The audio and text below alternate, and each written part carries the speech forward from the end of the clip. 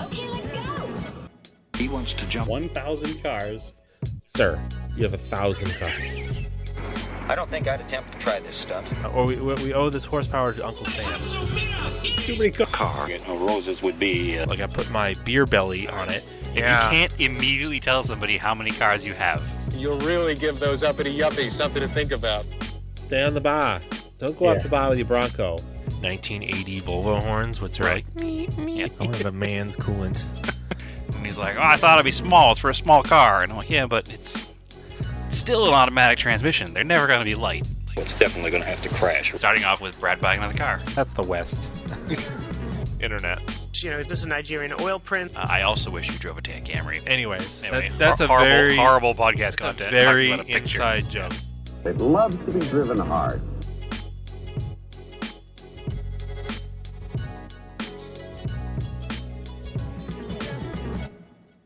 There it is. I'm still ready. Welcome to Auto Off Topic. How goes it, Brad? It's going pretty well. Car stuff's happened. Car stuff's happening. We have some things to talk about, and that's about the story there. What's going on in your side of the country? Well, it's been extremely cold. So I haven't done much to cars at all because it's been like 0 degrees for like weeks. I see lots there's of going snow. to be more snow and more negative wind chill this weekend, so doesn't Yeah, sound like it's getting any better. Not barely any snow, but like negative 20, 25 with the wind chill. Even, I guess I was seeing like 5 to 8 inches, which doesn't seem Oh. like much snow when your last storm was like 24. So yeah, but like even like too cold to go skiing. Like I don't have gear that's good enough for that cold. one thing you love about winter, you can't even do it. Yeah. It's what it is. We all have our negatives and positives to where we live, right? So Yeah. And plus I was waiting on stuff for the Volvo. I did get the little soft mounts because I'm going to pull the carbs off because the chokes are stuck in there.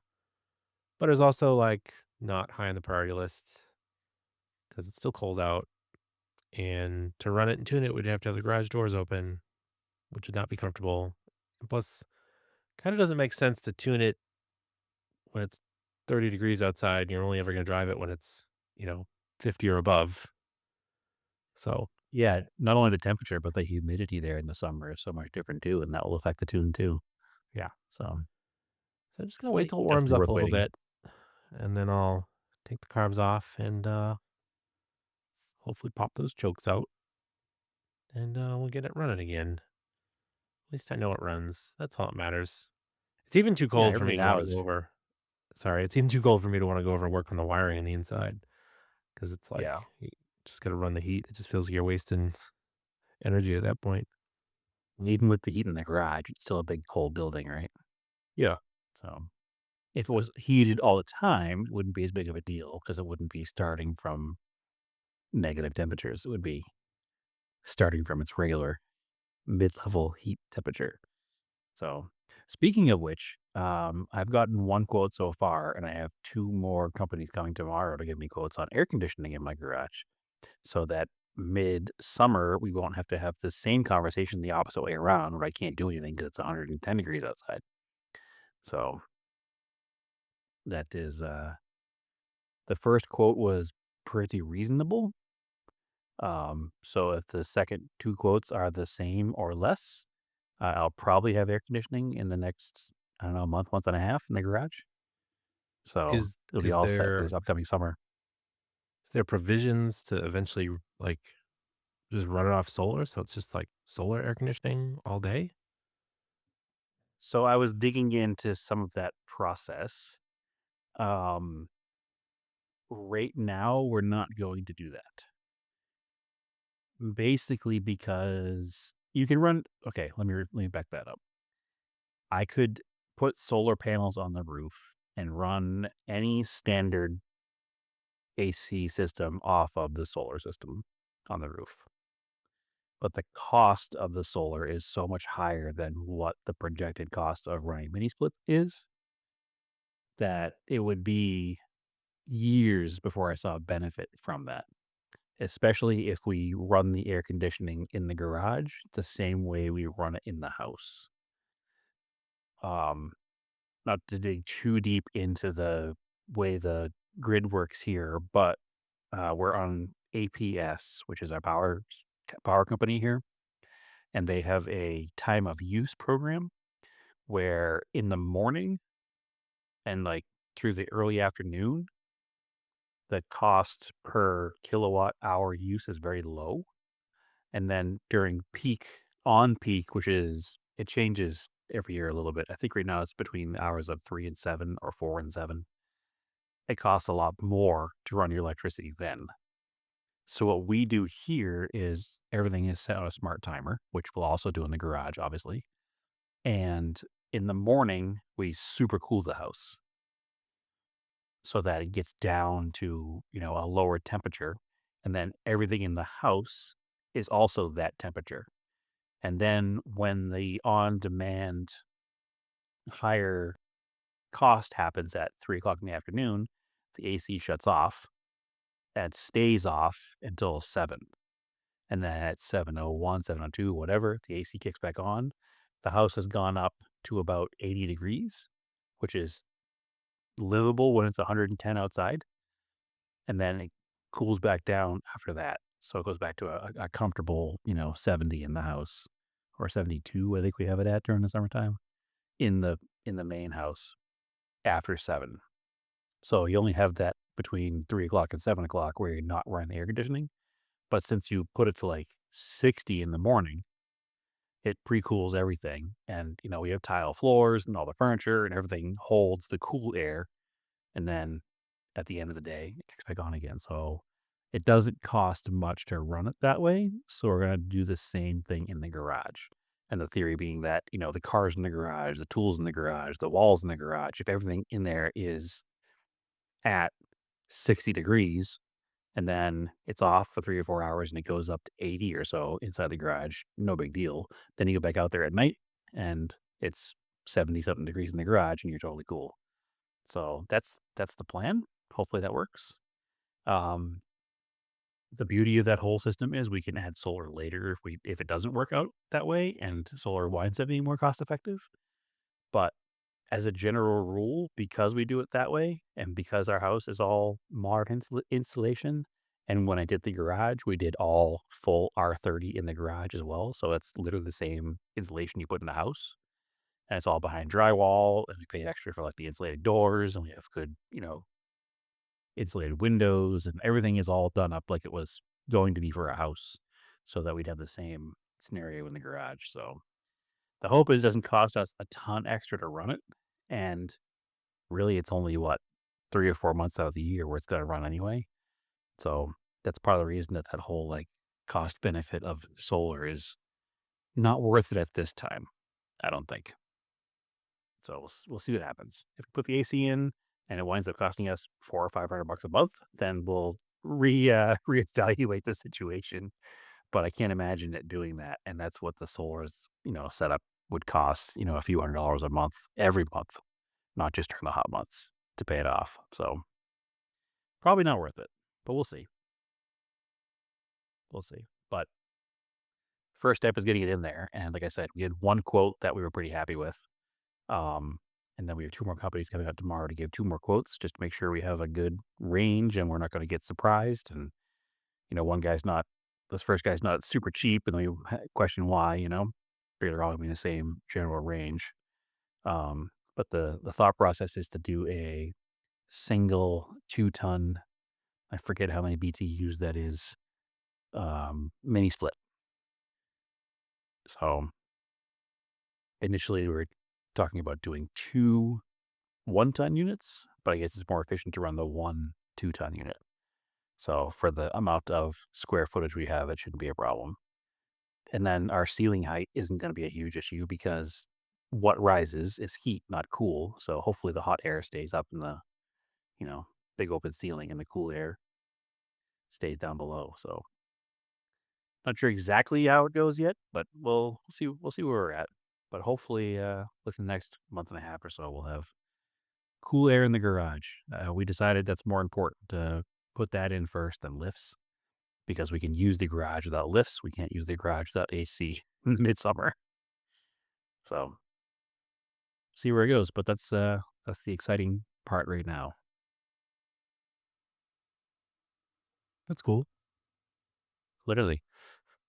Yeah, I wish I was fancy and had AC in my garage. I mean, I'm not fancy and don't have AC in my garage either. I'm talking about putting it in. So we'll come back to that when we get there. But you don't, yeah, we'll see. But so the last time you were working on the Mercure and the Speedo cable Yeah. was not fitting, but I don't think I heard the resolution to that. So it's all back together. So we've been off for a couple of weeks just for various reasons. One of those reasons is that my parents were here for a while. My mom and dad flew out, I don't know, a couple Fridays ago. My mom stayed for a long weekend and then went home. But then my dad was staying through the rest of the week to go do all the Car Week stuff. Arizona Car Week is what they call the week now, I guess officially, around the Barrett Jackson winter auction in Scottsdale. So they've kind of built all this other stuff happening around it. There's, a couple other auction houses. There's a bunch of car shows. There's a bunch of events. So my dad was here for the week. I took the week off so I could go do a bunch of the car stuff with him around town. But I wanted to make sure the Mercure was done so that I could go to the Car Week events with the, for sale stickers in the glass to try to promote the car as an actual for sale thing. Unfortunately, we didn't go to enough events, I don't think, where the car was seen. A lot of the events at Car Week are kind of like an invite kind of situation. You need to have the invite to be parked in the main parking area, but that's okay. It is what it is. Still have the car out there with the phone number on it. My phone hasn't rung, but that doesn't mean it's not going to, right? So I wanted to have it done. So I finished it, I think, a night or two before he got here. Or maybe I finished it when he was here. Either way, I think he was here when I was finishing it. And I was able to crimp the end on the cable. I think I discussed that it had one end was a square cable, the other end is a round cable. And then you cut it to length and you crimp on this little extension with a square peg to fit into the factory style speedometer gears in both the cluster and the transmission. So I managed to get that all crimped together. Basically, I just needed to put some serious force on it. And that's what I did. I got it crimped down the best I could. It seemed to be solid. I put it in a vise, and then I put the little die that it came with in the vise, and I cranked it as hard as I could, and I couldn't get it to crimp because the die would bottom out on itself. So I bent the die so that the left and right side of the crimping portion of the die wouldn't bottom out. They would cross over each other. And then I went so far as to take the jack handle off of the jack and put it on the handle for the vise so I can get more leverage because I couldn't get enough leverage to crimp it with my bare hands. And once I had sufficiently bent the handle to the vise, I figured I had enough crimping force on the end. So took it off. Everything seemed to stay together. I put a little dab of JB Weld inside of it for good measure. I don't know that I needed it, but I figured it wouldn't hurt. So put that in there. Everything seems to stay together. Put it in the car. Got the whole thing ready to go in the car. Spun the cable and it wouldn't turn the speedometer, and I was very frustrated. But then I realized that when I had pushed the cluster back into the dashboard, it took more force than I thought it would take. And it turned out that I had actually jammed the cable between the hole in the firewall and the cluster, and it hadn't come all the way straight out, so it was actually bent inside the dashboard. So it's preventing it from spinning. So once I relieved that pressure, took everything apart again, which let me tell you, incredibly frustrating and hard because every piece of plastic on the interior of a 1989 Mercor is, I couldn't even tell you what it's made out of. It's like paper mache at this point. It's all so thin and brittle just from years and years and years of UV exposure and heat cycling and use. So thankfully, I was able to get everything together without breaking too much stuff. A couple of tabs need a little love to go back together properly, but that's just old car life, I think, unfortunately. Got all back together, spun it back up again before I fed it down through the car and back under the transmission. Everything seemed to work. Plugged it in the transmission. At that point, you're just pretty much, it's between you and luck and hope at that point because there's no more way to test it. So you got to button everything back up, put the car back on the ground, take it for a test drive, and lo and behold, it showed how fast I was going. So I guess that's a win for that one. The tachometer reads low, but at least the speedometer reads accurate. And I checked it with my GPS on my phone, and it's within 3 miles an hour. So I think that's probably as accurate as it probably ever was. I'm sure they're not calibrated to GPS when they're new. So my guess is it's never been 100% accurate. Or maybe somebody changed it at some point when they ran a different size wheel and tire. Who knows? But it's got factory size wheels and tires, and everything's factory, and it works, and it shows more or less exactly how fast I'm going, which is all I care about. So, and it reads 3 miles an hour faster, which is good because you're not going to go speeding because it's, when it says you're doing 50, you're doing 47. So there you go. Keep me honest. Keep me honest out there in the streets. So I drove the car all week, went to a ton of events with it. Car ran spectacular. Like 100% bulletproof, never skipped a beat. Drove well, shifted well. Everything just worked. Radio worked, Bluetooth worked, power windows worked, all the lights worked. The car just drove nicely. And like I said, I took it all over town. I probably did 300 or 400 miles over the week without incident. So pretty safe to say that's pretty well sorted at this point. The only thing keeping me from listing it online is I have to bring it to the exhaust shop. This is one broken exhaust hanger that needs to be welded up. So as soon as that is done, as soon as I have a chance to do that, it will officially be for sale with like brand new pictures taken somewhere and a for sale post, and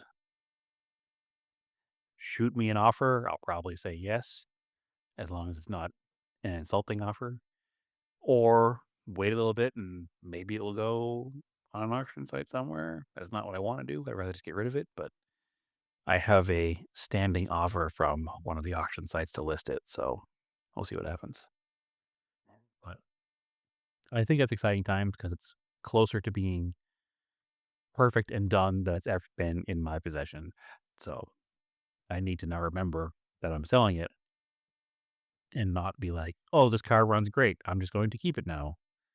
That's what I'm trying not to do because I need that money for a somewhat, I won't call it a secret because a few people know, but it's not public yet, purchase. And I also need that money to help finish the 84 Starion because I need that done by May. So everything's got to happen quickly. So we'll see what happens. But I am excited. It does drive really nicely. And it'll be a good car for somebody now that's 100% sorted. So, if you ever wanted a Mercor, this is the one to buy. Cool. I think it's 88,000 miles or 87,000 miles. Let's go take some nice pictures of it. I will take some nice pictures of it. That's my plan.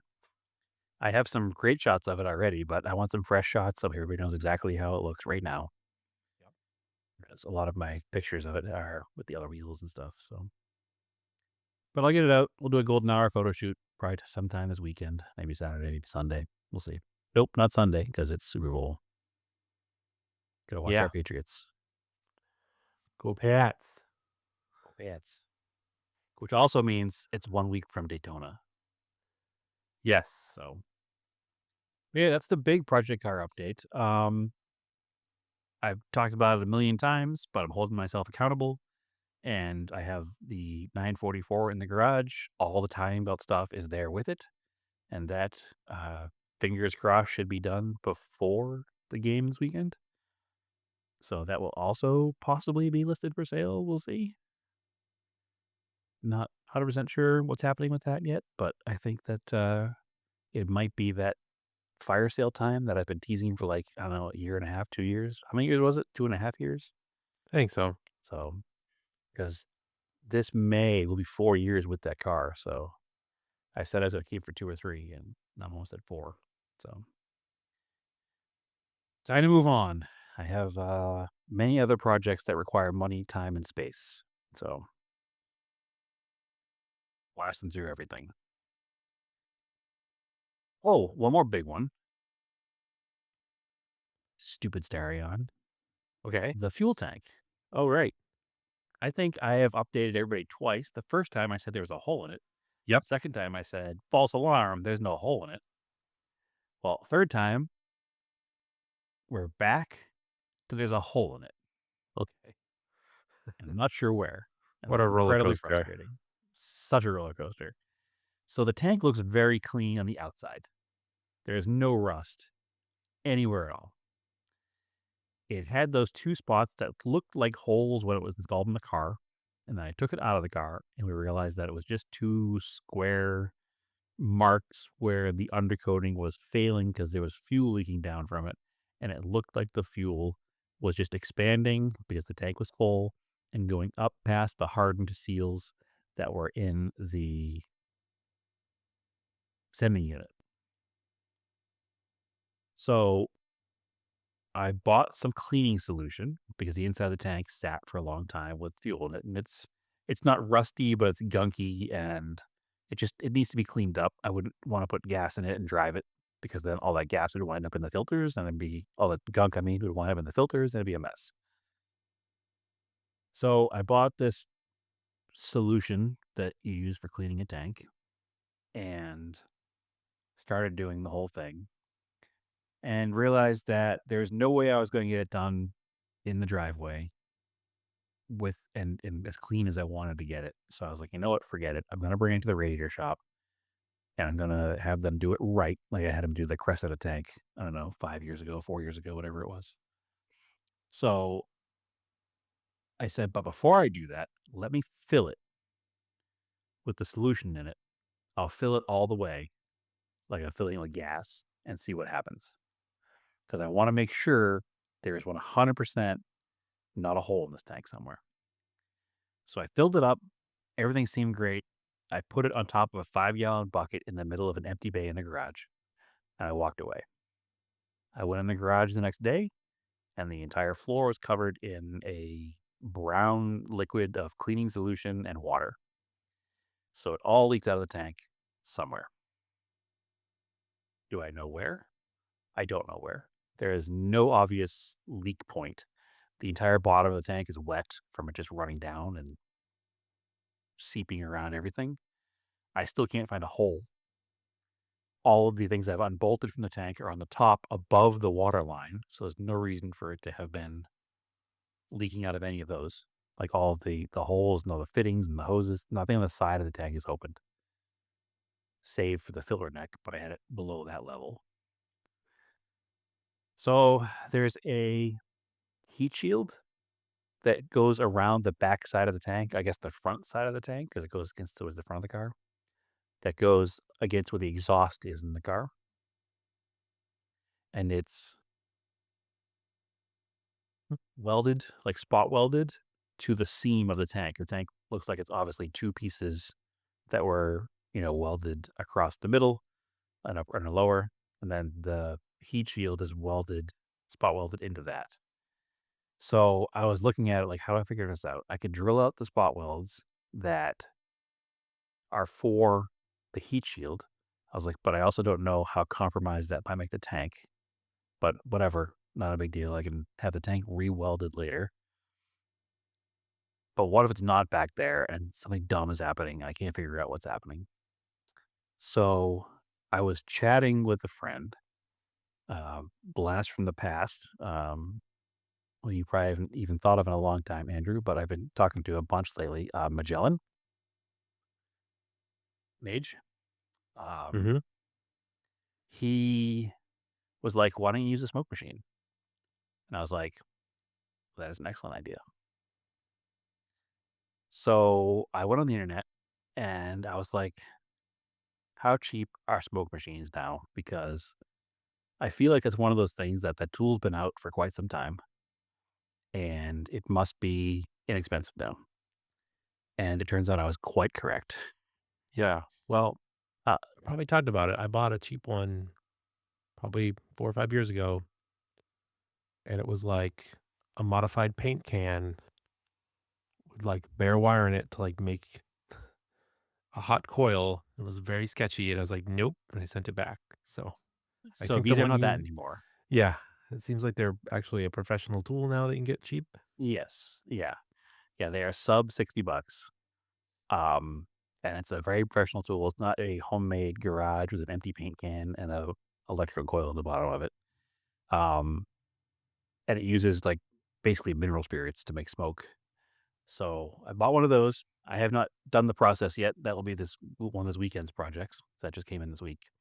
So I bought one of those smoke machines. I'm going to cap off all the holes that I know are holes and run the smoke machine and see where the smoke comes out, because that should hopefully tell me what's working and what's not working, right? So I guess we'll have an update next week on whether I still need to find a new tank or not. Because the problem with a tank is they're awkward to ship. They fit in a box, so that's good. But you never know what you're gonna get, and I might wind up with another tank with a hole in it. Because they're all at this point, the last car was made in '89. Thankfully, it's the same tank from '83 to '89. But the last tank was made in '89, and that's 37 years ago. So I don't want to put a 37-year-old tank in a car or buy a 37-year-old tank and have to fix it when I have one here that's mostly good. And if it's a small pinhole somewhere, I can fix it. Or if I'm a complete and total idiot and the fuel is just leaking out of somewhere that I'm missing, I will know. So that's the process with that. As far as any other projects, I have not done anything else, but that's actually a pretty good rundown of what's going on. And we'll update Naomi's project, the 68 Mustang. She's actually currently in the backyard finishing up her seam sealer job. She did a ton of seam sealing work she ripped off all the old seam sealer that was compromised, re-primed all the areas, and is now redoing all the seam sealer from the firewall forward in the car. So that also looks really good. And the next step for that, once she's done seam sealing, which should be done this weekend, is paint and install suspension. So that project is also moving right along. So there's a lot of stuff happening here right now. All's pretty well. But that's it for project cars. I guess it's going to be the all Brad show today, apparently, because it's wintertime out there. Car Week, Arizona Car Week. Yeah. What's you want to hear about that? Yeah. What? Anything cool? Arizona Car Week is not Monterey Car Week by any means, Okay. but Understandable. it's on the up. They're trying to make it more and more legit. I think this is the first year they've officially been like, oh, this is Car Week. Like, people kind of called it Car Week, but this is the first time where it's like, oh, this is Car Week. We're going to do special events on Car Week. So trying to bring that same Monterey kind of crowd, for better or for worse, that happens there. Now, just like anything else, there's going to be events you want to go to and events you have absolutely zero interest in going to and events that you want to just see and not really partake in. So we kind of did a bunch of that stuff. What's the first car week thing we did? Oh boy. Car week really kicked off on, I think, Wednesday. I get all my days wrong, but that's okay. So I think Wednesday was the first real big day. And we went to the open house at Italian Design and Racing, who I've talked about on here a bunch. That's my friend Michael Carpenter's shop, where they do a bunch of vintage Ferrari restorations and race cars and other Italian car maintenance. They are the auto off topic of Ferrari people. They're not big money, swing the money around, pretend to be rich. I have more money than you crowd. They're the genuine enthusiasts who happen to be into Ferraris and work on Ferraris. So that's why we like them. And they're good people on top of it.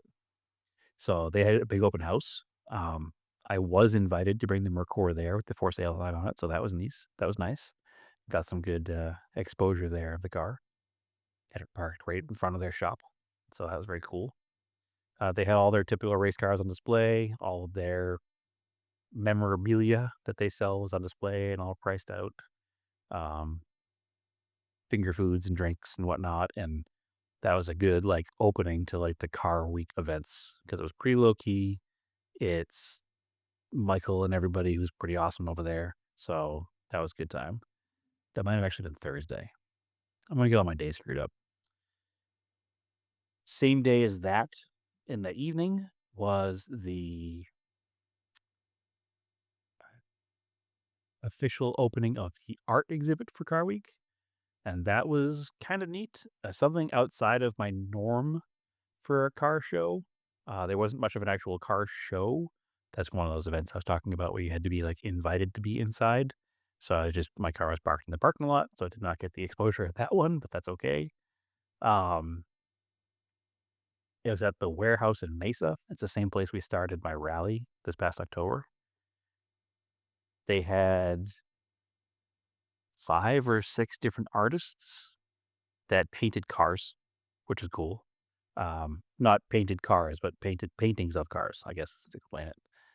And they were all very different stylistically. It was like walking around an art museum, but just with paintings of cars.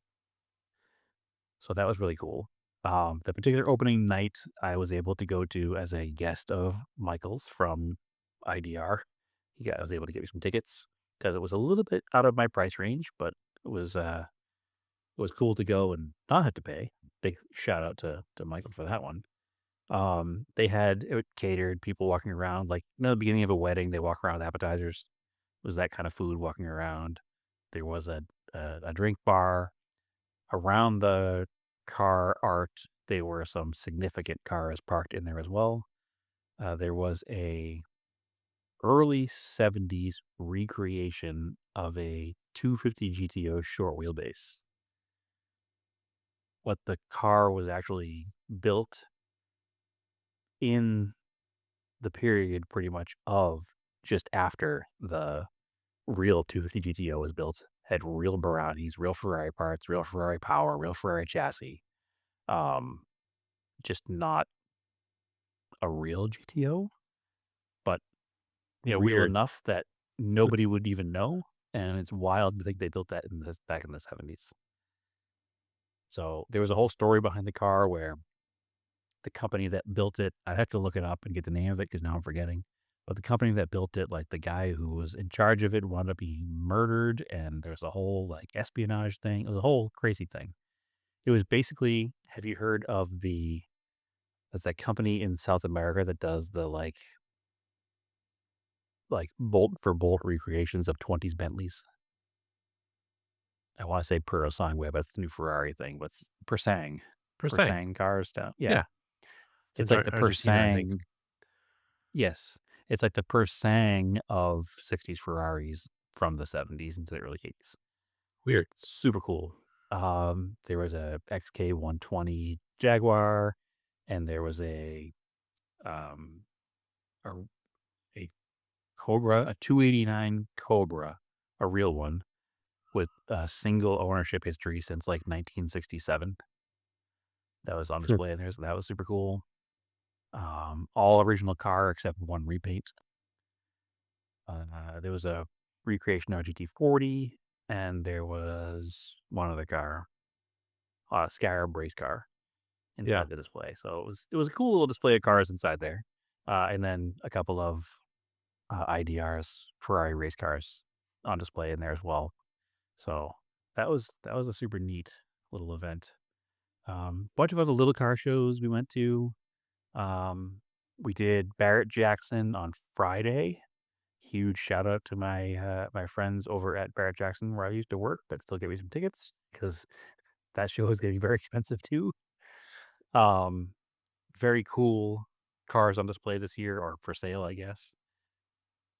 It's definitely right now, if you're building customs and you want to make some money, build pickup trucks and SUVs. The money is absurd. We've talked ad nauseum on this show about how we're not like big for profit car guys.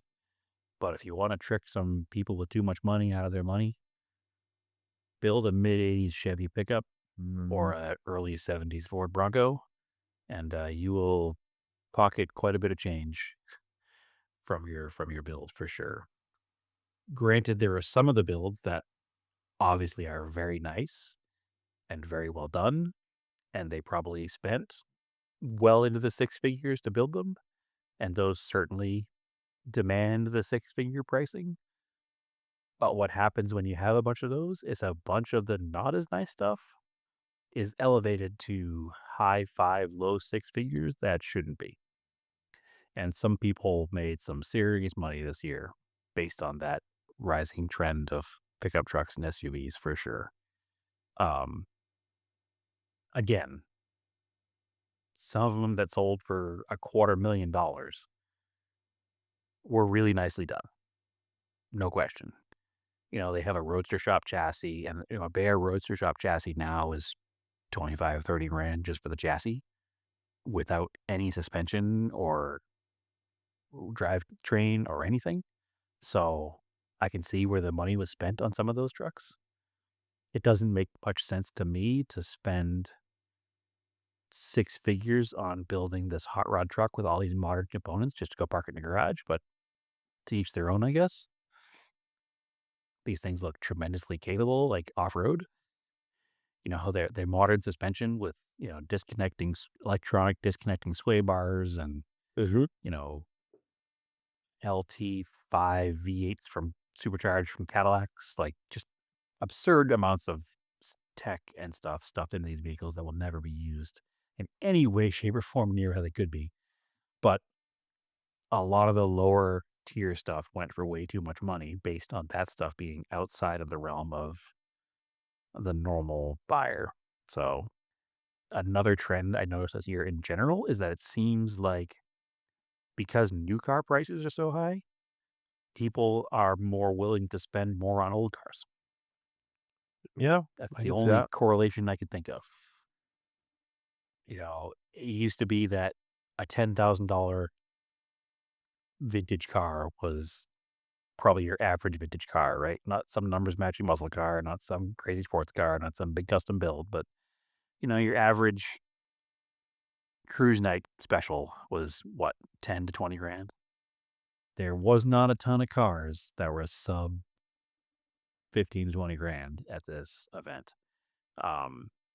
which is both good and bad, right? The good is the more somebody pays for something, the more chances are that car gets saved and survived longer, which is positive. But at the same time, the more money something costs, the less likely you are to be able to afford it yourself, which is unfortunate. So I don't know really how to feel about that, but I feel just like everything, the market fluctuates and has for years. I feel like there was probably somebody who was my age back in 1990 who was steaming mad about a $100,000 Hemi Cuda, right? So I'm sure this conversation is not new, but at the same time, it's a little difficult to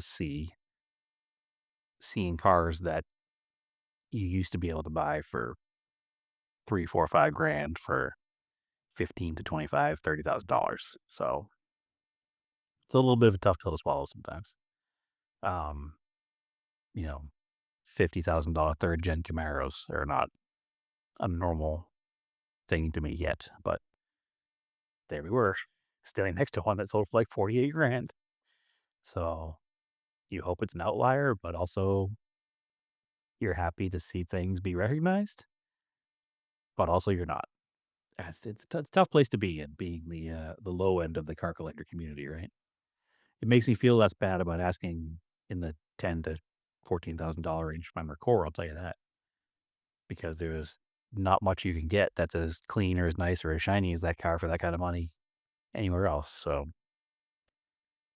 it's definitely a changing market, and I don't know that I'm okay with it, but I don't really have a choice because I have no say in the matter.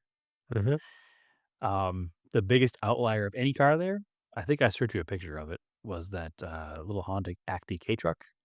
Yeah.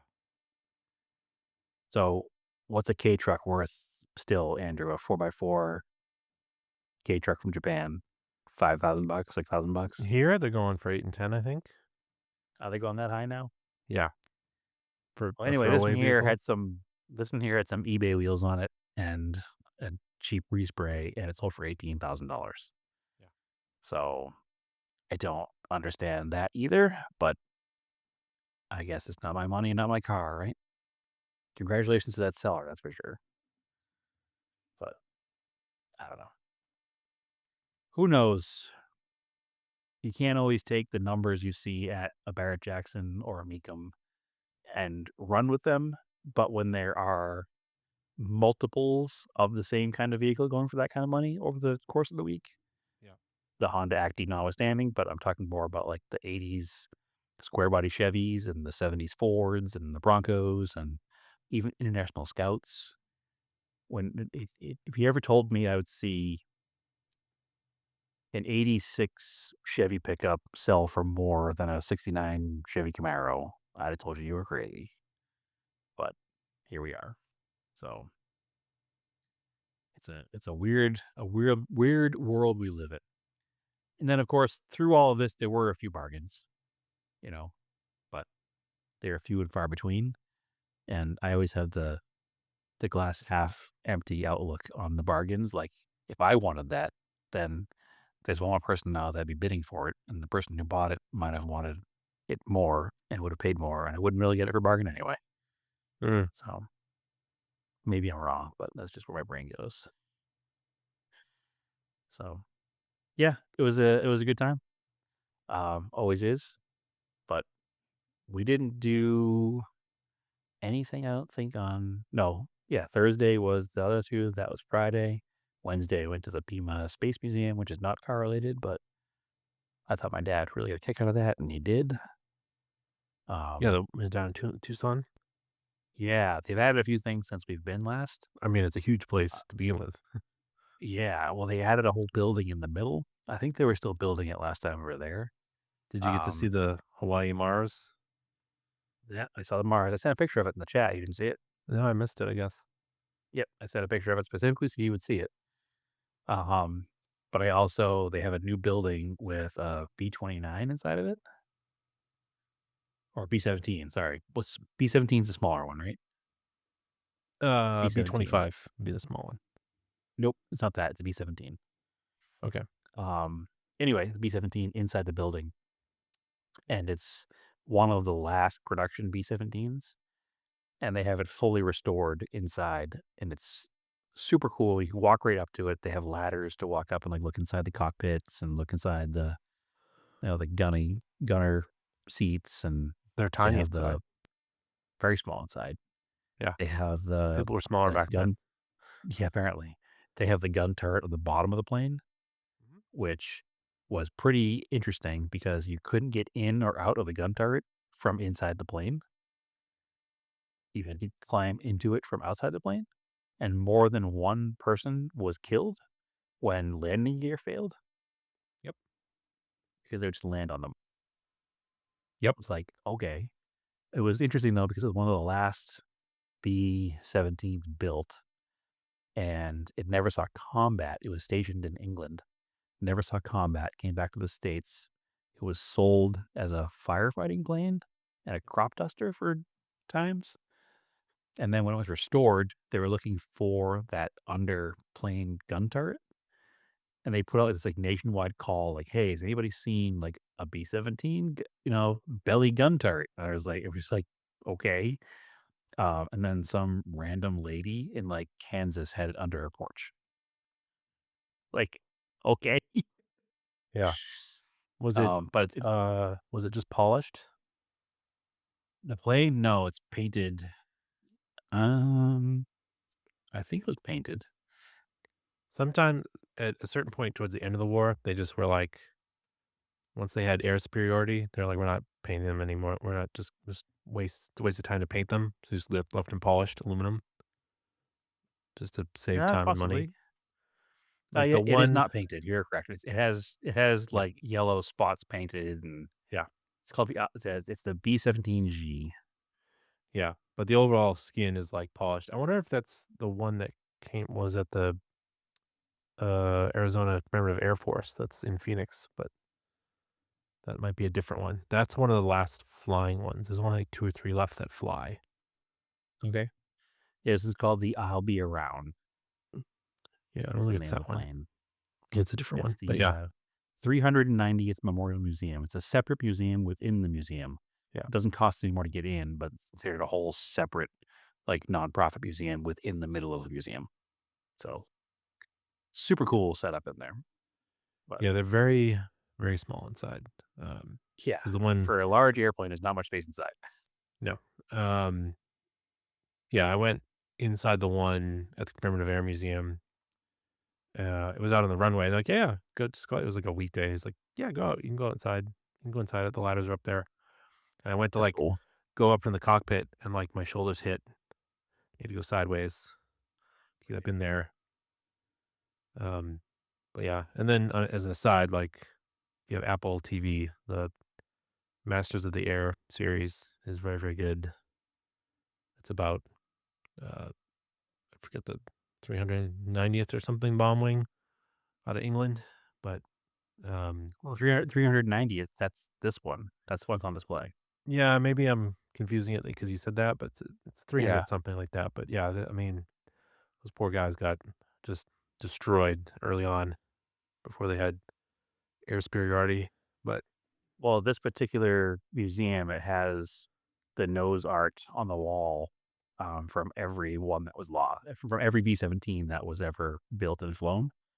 It has a picture of the nose art and then what happened to the plane. Like, was it lost? Was it, was it scrapped? Was it turned into a civilian aircraft afterwards? And then just the amount of them that were just lost during the war is insane. So the majority of them were, unfortunately. Yep.